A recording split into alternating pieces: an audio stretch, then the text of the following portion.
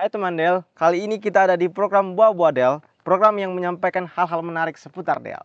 Perkenalkan saya Gunawan Sinaga, mahasiswa semester 4 IDDL, jurusan D4 Teknologi Rekayasa Perangkat Lunak, dan dengan narasumber kita adalah Pak Adiles Sinaga. Terima kasih sudah hadir Pak. Sama-sama. Pak Adiles, apa kabarnya Pak? Luar biasa baik. Jadi Pak, Bapak kan sudah lama nih berkarir sebagai pengembang aplikasi. Ya, Bisa di-spill dulu Pak, proyek pertama Bapak itu apa dan bayaran itu berapa Pak? kalau proyek pertama dibilang saya dulu ikut dengan teman sih ya. Jadi salah satu proyek yang cukup besar dulu waktu itu dapat hibah dari Bloomberg, kalau saya nggak salah, terkait dengan pencatatan kecelakaan di kota Bandung ya. Nah, ini adalah salah satu proyek besar yang saya kerjakan. Hibahnya itu sekitar $13.000 kalau nggak salah waktu itu. $13.000. Ya, itu tahun 2017 ya. Nah, tapi selain itu juga ada beberapa proyek memang yang pernah kita kerjakan di tahun 2015 kalau saya. Itu juga lumayan besar. Cukup besar itu untuk pemerintah Kota Cimahi pada waktu itu. Kita membangun sebuah sistem informasi perencanaan pembangunan daerah ya. Itu dananya itu kalau saya nggak salah itu sekitar 4 miliar lebih lah 4 pada waktu itu. miliar, waduh. Ya, 4 miliar.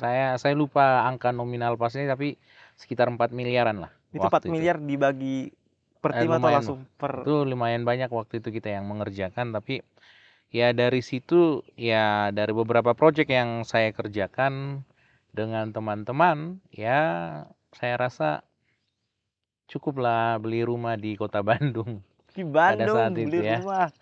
Nah, itu adalah salah satu keuntungan lah ya. Ya. Ketika kita mengerjakan proyek dulu, hanya saja memang untuk mendapatkan hal-hal seperti itu Butuh kerja terlibat keras. dalam proyek gitu ya.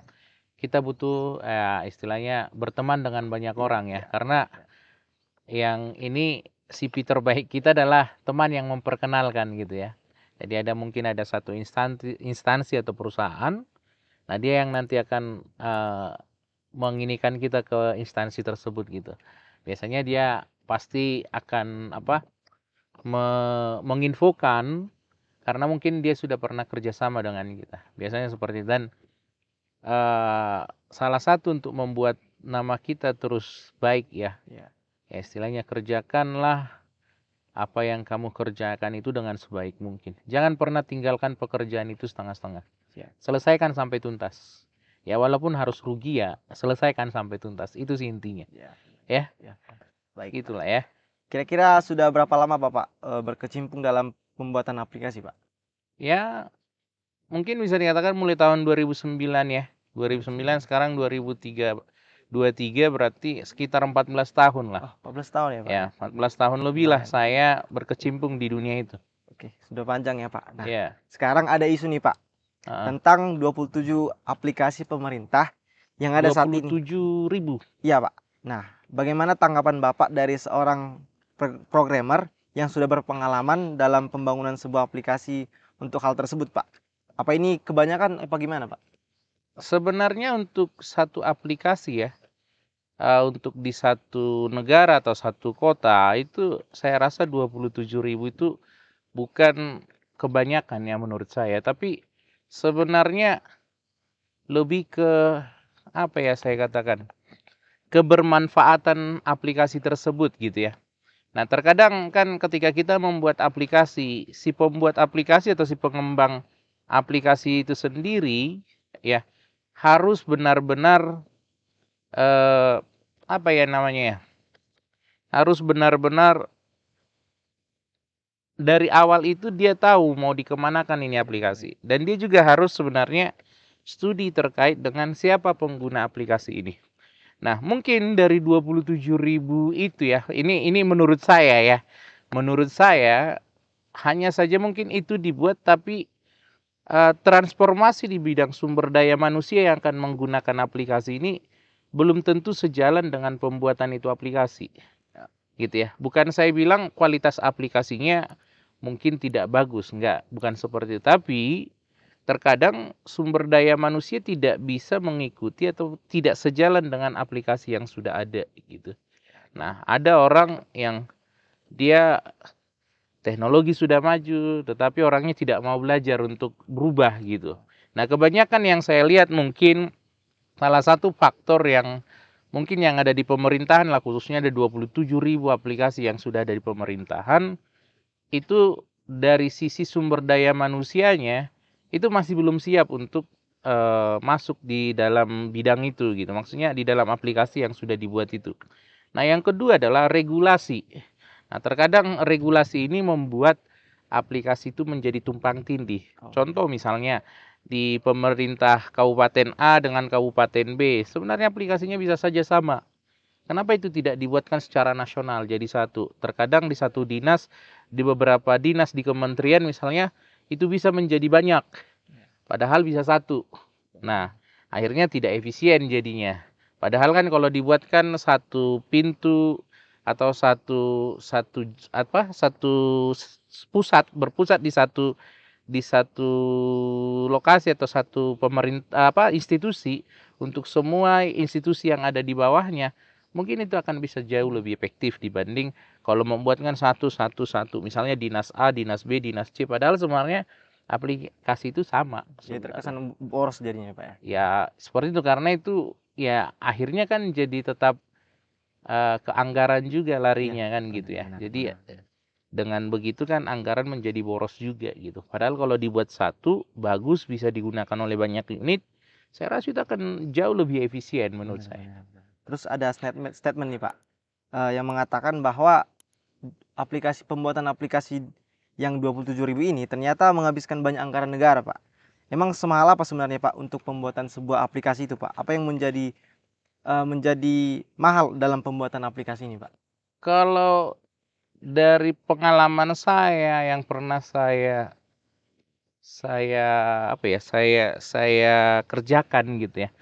Sebenarnya yang bikin mahal itu adalah ilmunya sebenarnya. Karena terkadang gini, banyak orang berpikir bahwa misalnya dia lihat sekilas aplikasi itu, ini mah gampang, gitu ya. Tapi orang tidak melihat proses di dalam pembuatan aplikasi ini. Nah, mungkin kalian belajarlah di mata-mata kuliah tertentu di dalam pengembangan sebuah aplikasi. Ya, itu kan ada prosesnya, ada tahapnya gitu ya. Nah, tahap ini yang user atau klien tidak bisa lihat sebenarnya. Tapi kalau kita yang terjun langsung dalam pengembangan aplikasi ini, kita tahu seberapa berat proses yang kita jalani untuk ini. Tidak semudah yang orang mengatakan. Benar. Padahal sebenarnya tujuan daripada aplikasi itu adalah mempermudah kan sebenarnya, mempermudah pekerjaan user ya atau pengguna gitu. Tapi bukan berarti semuanya jadi mudah kan gitu, enggak seperti itu. Tapi sebenarnya kan mempermudahnya intinya. Tapi karena memang dia sudah mudah, dia merasa cuma seperti ininya. Nah, tapi dia tidak tahu proses membuat ini supaya lebih mudah itu seperti apa. Sebenarnya itunya yang mahal gitu. Bukan aplikasinya sebenarnya yang mahal. Kalau bisa diberitahu Pak, di spill sedikit. Kira-kira untuk pembuatan aplikasi itu kalau dijumlahkan sejumlah uang itu Pak, kira-kira berapa nih Pak? Ya itu kan tergantung besar kecilnya Ya. ya. Tapi memang kalau dilihat dari proses, tahapan, dan ilmu gitu ya, sebenarnya melihat aplikasinya juga ya.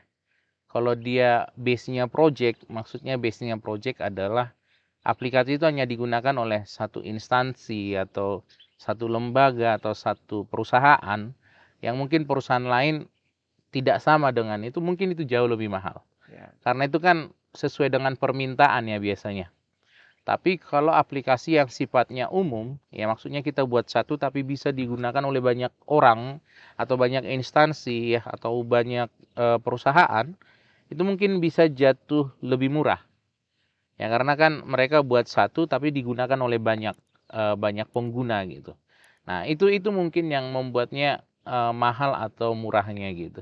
Tapi yang jelas kalaupun jatuh-jatuhnya tetap mahal juga kalau digunakan oleh banyak orang gitu ya. Contohnya lah Microsoft gitu, dia misalnya buat satu aplikasi, contohnya misalnya Microsoft Word.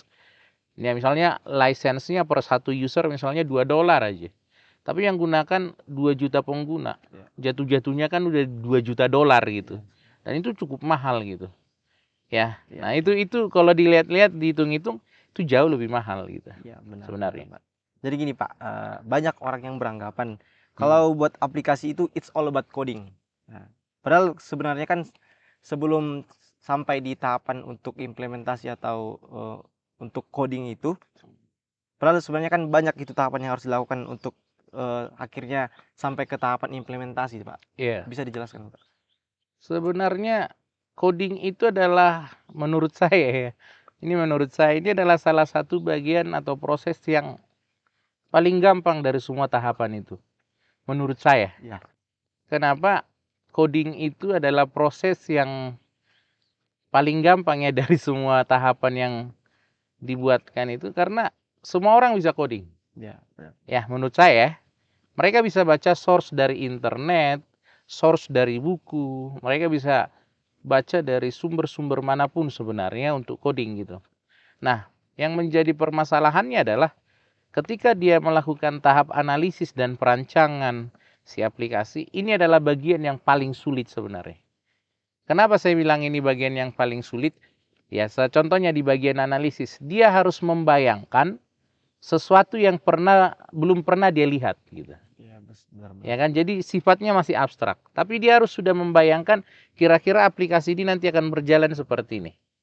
Akan berjalan seperti ini, akan berjalan seperti ini. Kan kita kira-kira seperti itu. Dia sudah membayangkan yang belum pernah dia bisa lihat gitu. Nah, sementara coding kan, dia yang sudah digambarkan orang yang belum pernah lihat ini hasil analisis, dibuat rancangannya, dia kan hanya mau membuat codingnya sesuai dengan apa yang sudah digambarkan itu kan sebenarnya. Nah, jadi bagian tersulit menurut saya ada di bagian analisisnya sebenarnya.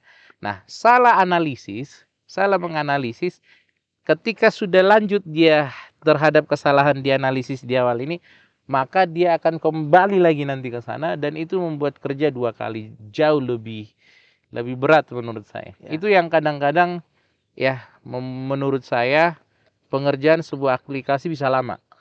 Kalau analisis dan desainnya tidak benar, maka kesananya juga dia tidak akan benar. Ya. Jadi buat teman-teman yang beranggapan kalau seandainya sebuah aplikasi itu adalah it's all about codingan, itu salah ya teman-teman. Kalau seandainya kita ingin membuat sebuah aplikasi, hal yang pertama itu adalah sebuah analisis, dan itu juga merupakan hal yang paling sulit teman-teman. Tapi saya tambahkan lagi satu lagi. Ini yang paling sering salah kaprah ya. Salah kaprah ketika membangun sebuah aplikasi. Jadi terkadang banyak orang atau pengembang mengembangkan aplikasi itu hanya digunakan untuk dalam waktu jangka pendek sebenarnya. Tapi sebenarnya yang akan paling bermanfaat aplikasi itulah ketika kita memikirkan bagaimana sebuah aplikasi ini bisa digunakan 10-15 tahun yang akan datang. Nah, jika terjadi pun perubahan, yang diubah itu hanya sedikit. Gitu ya. Tidak banyak yang diubah.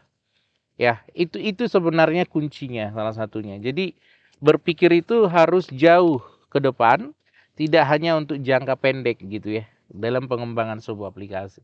Ya, kira-kira seperti itu. Baik, Pak. Ya. Jadi balik lagi Pak, untuk isu yang 27 aplikasi pemerintah Ya. tadi, ada statement Pak Luhut untuk meminta anak-anak muda yang jurusan IT untuk membereskan hal ini Pak. Menurut Bapak, apa kira-kira strategi yang dapat kami lakukan sebagai anak muda untuk yang berkecimpung, yang khususnya yang berkecimpung di bidang IT Pak? Saran saya satu adalah anak muda itu harus banyak belajar ya. Maksudnya harus banyak belajar dalam artian begini. Jangan menganggap sesuatu itu adalah instan. Semua butuh proses, semua butuh semua butuh usaha ya.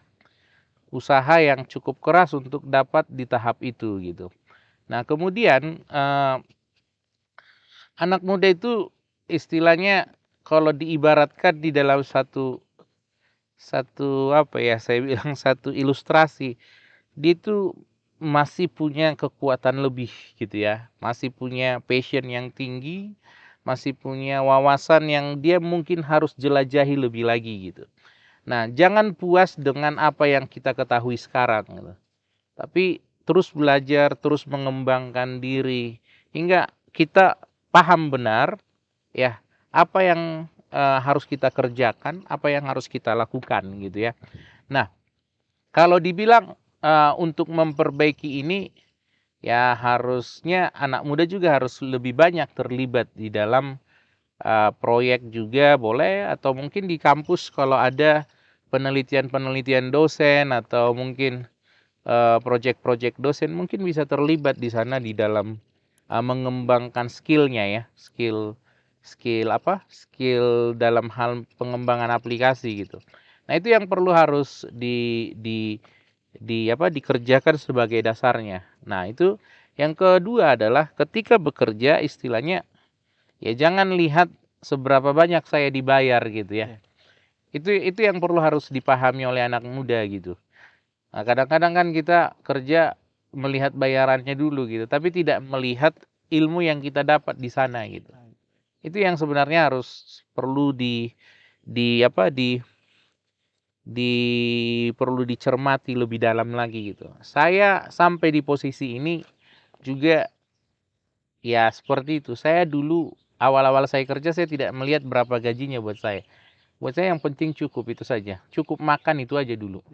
Pokoknya saya tidak minta-minta sama orang tua. Itu inti daripada waktu saya awal-awal bekerja.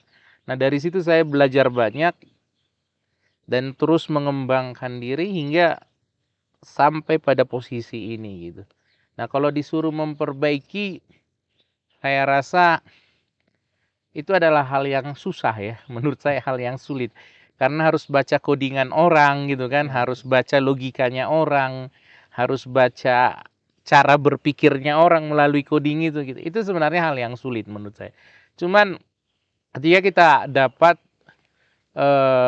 alurnya, itu akan jauh lebih gampang buat kita untuk memperbaiki. Nah, dan salah satu lagi sebelum kita misalnya menyerahkan aplikasi itu kepada pihak lain nanti akan menggunakannya. Nah, ini adalah saya sarankan kepada setiap mahasiswa ataupun kepada siapapun ini, jangan lupa untuk mendokumentasikan semuanya. Buat dokumennya selengkap mungkin.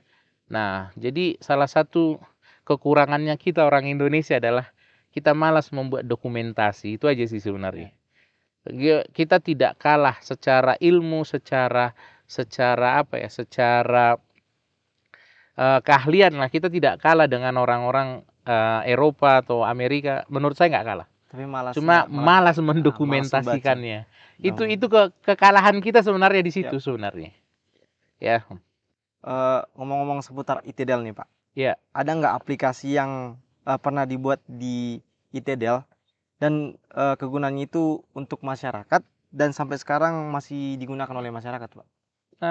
Karena saya masih baru di sini ya, saya belum paham betul, tapi sejauh yang saya lihat sekarang ada beberapa aplikasi yang mungkin saat ini sedang digunakan ya, salah satunya di Tenun, ya itu juga sudah digunakan untuk untuk membuat corak tenun digital ya, dan itu sekarang sudah digunakan oleh masyarakat dan juga beberapa platform e-marketplace ya, yang juga digunakan oleh UMKM untuk melakukan transaksi di sini gitu ya, di daerah Toba ini gitu. Nah, mungkin ke depan akan banyak lagi lahir aplikasi-aplikasi yang mungkin akan membantu masyarakat banyak khususnya di sekitar kawasan Danau Toba ini gitu ya. Baik, Pak. Ngomong-ngomong soal jurusan IT nih Pak. Ya. Peluang kerja seseorang yang berkecimpung di bidang IT itu masih luas kah sebenarnya Pak? Atau kira-kira apa saja sebenarnya peluang seorang mahasiswa IT atau contohnya orang-orang yang berkecimpung di bidang IT Pak? Kalau kita lihat IT itu kan tidak berpikir hanya sebagai pengembang aplikasi ya. Sebenarnya kalau dilihat IT itu kan luas ya. Entah ya nanti di bidang apakah dia nanti ke bidang hardware-nya, ke bidang software-nya, atau mungkin ke bidang datanya kan banyak sekali ya.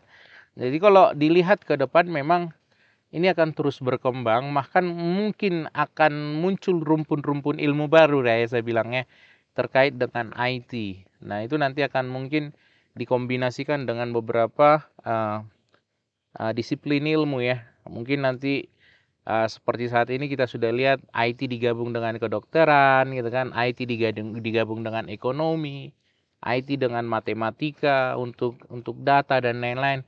Nah, itu akan cukup sangat menarik ya. Cuma tergantung kita nanti kita mau berkarir di bidang mana gitu di IT ini, karena IT ini cukup luas. Kalau bisa di breakdown itu jauh sekali ilmunya, itu kemana-mana jadinya. Karena ke semuanya masuk dia. Cuman Ya, tergantung ke pribadi masing-masing aja ya Pak ya. bukan ke pribadi sih. Kalau menurut saya nanti dia akan tergantung kolaborasinya dengan mana sih sebenarnya. Oke, baik, Ya, baik, baik. itu akan kembali lagi ke sana nantinya. Nah, terakhir nih Pak. Ya, Eh, nah, di ITDL ini kan jurusan D4 Teknologi Rekayasa Perangkat Lunak itu kan termasuk jurusan yang difavoritkan di ITDL Pak. Nah, ya, pesan apa yang dapat Bapak sampaikan sebagai saya juga adalah mahasiswa D4 Teknologi Rekayasa Perangkat Lunak. ya. Pesan apa yang dapat Bapak sampaikan kepada mahasiswa-mahasiswa di sini yang berkecimpung di bidang IT yang sampai saat ini mereka masih bingung sebenarnya aku ini jurusan apa sebenarnya, Iya. karena mereka itu punya masalah-masalah umum, yaitu aku orang IT tapi nggak bisa ngoding. Itu sebenarnya kalau mau pintar, bukan pintar ya, tapi saya bilang kalau mau bagus coding, salah satunya yang paling harus dikerjakan adalah latihan sebenarnya. Karena akan mustahil seorang jago coding itu tidak latihan gitu ya. Dia harus banyak belajar menggunakan coding, atau punya orang juga dia harus belajar untuk pelajari gitu. Nah, yang jelas yang terpenting dari itu semua adalah eh, kita nggak boleh istilahnya apa ya, idealis lah. Intinya gini, merasa coding kita itu jauh lebih hebat dari punya orang gitu. Padahal sebenarnya nggak ada apa-apanya dibanding punya orang gitu kan. Ya, Hanya saja terkadang kita anggap remeh dengan coding orang. Kadang dia simple, tapi mungkin itu adalah salah satu solusi yang tepat untuk apa? Untuk menyelesaikan masalah gitu ya. Nah, itu yang perlu harus ditanamkan bagi mahasiswa, khususnya teknologi rekayasa perangkat lunak, bahwa kalaupun dia memilih jalur nanti untuk jadi programmer gitu ya, dia harus tetap belajar ya. Ada satu singkatan atau jargon-jargon yang kadang kita dengar, itu ATM, amati, tiru, modifikasi gitu ya. ya. Nah, kita lihat codingan orang, kita tiru, ya kemudian kalau bisa kita modifikasi untuk jadi jauh lebih baik gitu. Ya, itu tidak masalah melihat codingan orang. Hanya saja yang jadi masalah lah kalau kita jiplak mentah-mentah, kita masukkan dan kita klaim itu adalah coding kita. Itu bermasalah, itu salah benar. Tapi kalau misalnya kita lihat, kita pelajari, kita tiru, kita modifikasi untuk menjadi lebih baik, itu akan jadi luar biasa menurut saya. Jadi Ya, gitu ya teman-teman. Kalau kita adalah seorang mahasiswa atau orang yang berkecimpung di bidang IT, kita itu bukan kalau seandainya kita tidak tahu yang namanya bahasa programan atau kita nggak tahu ngoding, ya bukan berarti kita tidak sama sekali tidak mengerti coding ya. ya, Tapi kita banyak di bidang IT ini bidang-bidang yang banyak tanpa kita mengerti, bukan tidak mengerti bahasa pemrograman ya. Setidaknya kita paham karena di bidang IT ini banyak yang namanya bidang-bidang yang perlu dicakupi atau banyak yang dapat didalami oleh seorang mahasiswa atau orang-orang yang berkecimpung di bidang IT. Jadi demikian Pak, terima kasih ya, sama-sama. untuk acara ini Pak. Demikian program Buah Buah Del, terima kasih.